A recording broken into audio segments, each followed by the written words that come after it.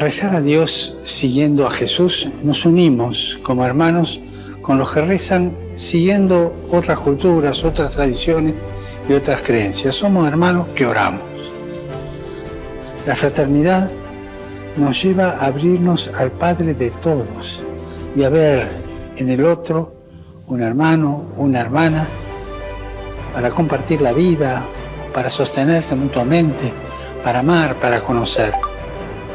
La Iglesia valora la acción de Dios y en las demás religiones, sin olvidar que para nosotros cristianos la fuente de la dignidad humana y de la fraternidad está en el Evangelio de Jesucristo.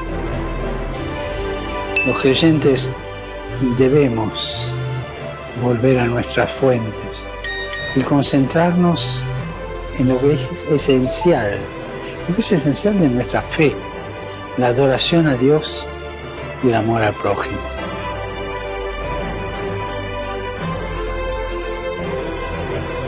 Recemos para que el Señor nos dé la gracia de vivir en plena fraternidad con los hermanos y hermanas de otras religiones, y no andar peleando, y rezando unos por otros, abriéndonos a todos.